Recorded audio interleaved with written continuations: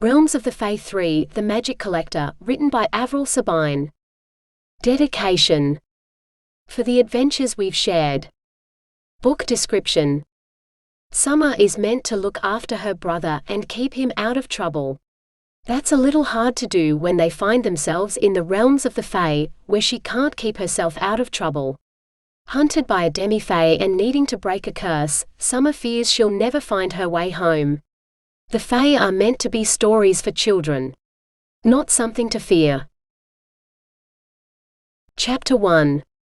Summer sat on the back seat of the car, her eyes closed, her head tilted back as she listened to her music through ear headphones. The car door was open, but it didn't help. Her entire body felt like it was coated in a layer of sweat, and the slight breeze could have come from an oven. Central Queensland wasn't the place to be in summer, and just because she was named for the season, didn't mean she liked it. Yet one more reason why they should have left her at home. Right now she could be swimming at Mooloolaba Beach, only a few blocks away from where her family lived. Instead, her mum and stepdad had dragged her along to a family celebration for a great-aunt's 85th birthday. It wasn't her family. Just because Oliver, her half-brother, had to go didn't mean she needed to. She'd had plans for the coming week. And they hadn't included a picnic birthday party at some national park, far from anywhere, with no phone or internet coverage. She wanted to text her friends and check for messages. It'd be hours before they returned to civilization, and she found out what she'd missed. Other than the party that had been planned for this evening, and every Saturday in December. It was how they'd decided to celebrate finishing Year 12. Today would be the second party, and she was going to miss it. Which was unfair, as it had been her idea in the first place. She was partway through one of her favorite songs when a shadow fell over her, and the music stopped abruptly. Opening her eyes, she stared up at her mum, who held her phone that had been on the seat beside her. The headphones were now unplugged, and Kimberly, her stepdad's sister, stood beside Julie, slowly shaking her head, giving her a look that clearly said she was a major disappointment. Both of them blocked the breeze. "I've been looking for you for ages," Julie said. Before Summer had a chance to say anything, Kimberly interrupted. Inconsiderate as ever. She pressed her lips together, knowing that anything she said would only make things worse. Kimberly had hated her since the first day they'd met. Not straight away. That had only come after she'd offered to let Summer call her aunt. Politely telling Kimberly, "I'm right, thanks," hadn't been a good idea. The woman had looked like someone who'd seen a dead fly in the cup they'd been drinking from. A mix of disbelief and disgust. "You agreed to watch your brother for part of this weekend. Tim rarely gets to see his family, and there are people I haven't met that he wants to introduce me to," Julie said. "And stop sulking. You couldn't have expected us to leave you home alone for a week. You're too young. Should turn 18 on the 28th of February, less than 3 months away. More than old enough to look after herself." She kept her lips pressed together, barely managing to hold back the words. "She should be watching him all the holidays with the money you've spent on her for the next semester of sword training. I don't know why you bother. How many times has she quit activities partway through a semester?" Kimberly asked. Quitting hadn't been her fault. The activities had changed. Like gymnastics when she was 7. The balance beam hadn't looked that high until she was actually on it. And scouts when she was 12. Who would have thought they'd take 12-year-olds abseiling? The instructor was wrong. It hadn't been a small hill suitable for kids half her age. "Are you listening?" Julie demanded. After a glance towards Kimberly, she nodded. Why did she have to stick around making things worse? "Where's Oliver now?" "My brother-in-law's boys are looking after him," Kimberly said. Like she could remember who half the people were. "Which ones are they?" "Grayson and Spencer. I introduced you to them 5 years ago, at the last family celebration you attended." Kimberly's tone made it more than clear that her inability to remember was a major fault.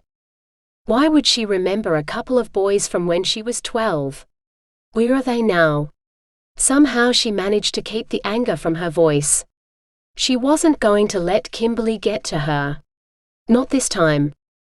Some of the kids went for a walk along the easy walking trail. They'll be back any minute. You can wait at the start of the trail for them, Julie said. She should be grounded for making you spend so much time looking for her, Kimberly said. Leaving the headphones on the seat, Summer got out of the car. It'd probably be best to get started before Kimberly had an entire list of punishments she thought were suitable. What am I meant to do with him? She took her phone from her mum and pressed in the plug of the waterproof cover, which hid the headphone jack, before sliding it into a pocket of her shorts. It's not that hard to entertain an 8-year-old boy, Kimberly said. Try using your brain for a change. Julie sighed heavily. Just keep him out of trouble, Summer. She brushed strands of black hair away from her face, before momentarily lifting up the cascade of messy curls that were tied at the nape of her neck. Summer bit back the words she wanted to say. They wouldn't help. Only give Kimberly more ammunition. You could plait your hair, it's a lot cooler. She'd plaited her own messy black curls into a single plait earlier that morning, wondering as she did every summer why she didn't cut it short instead of leaving it waist length. Watch your brother. Please, Summer. Ignoring Kimberly's next complaints, Summer met her mum's dark brown eyes, identical to her own. I'll look after him. It wasn't like she had much of a choice. Thank you. Julie lifted her hair off the nape of her neck again, and turned to Kimberly when she continued her complaints. Seeing the forced smile on her mum's face, Summer felt a touch of sympathy. Not enough, though, to want to stick around and listen. With a last glance at her mum, she strode towards the start of the easy walking trail. She had no idea why anyone would want to take a walk in this heat. Mid-afternoon and she was still sweating. If the previous day was anything to go by, she'd be sweating long after the sun went down. Spotting a group of kids hanging around the sign for the walking trail, Summer hurried forward, scanning the group for Oliver. As the kids began to disperse, she reached the group, turning in every direction as she tried to find her half-brother. Something wrong? She turned to face a young man who had to be at least 6 foot. He had broad shoulders, short brown hair that was damp with sweat, and blue eyes that seemed vaguely familiar. I'm looking for my brother. Half-brother. He glanced around before facing a boy that looked similar to him, several inches shorter and his shoulders a little narrower. Spencer, you seen Oliver? Spencer shook his head after a single glance around. Want me to go back along the track and find him, Grayson? You've lost him?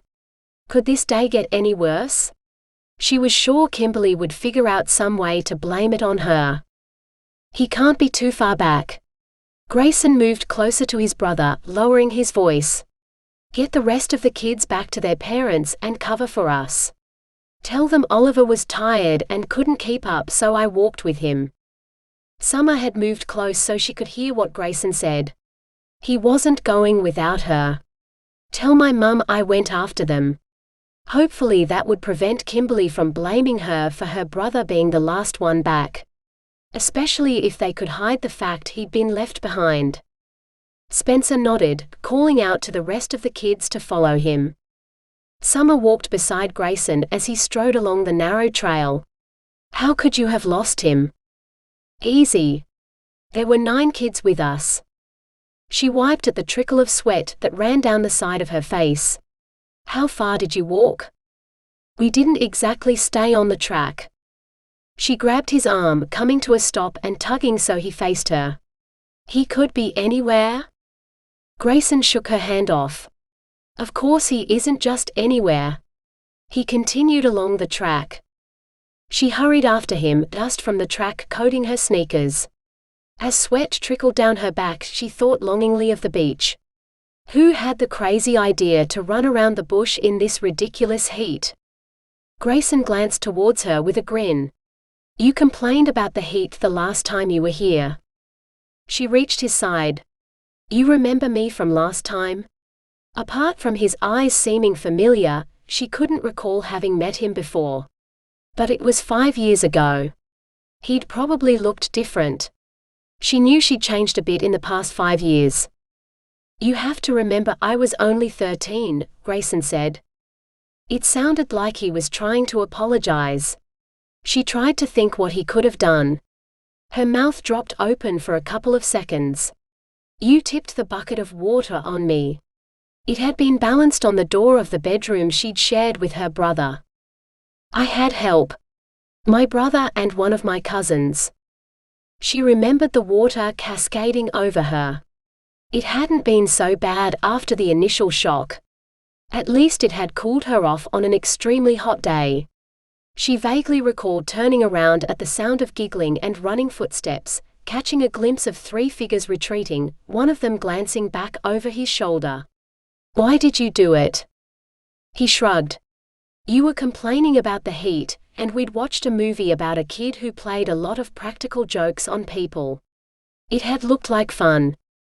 "Was it?" He chuckled. "Until we were grounded for half of the Christmas holidays.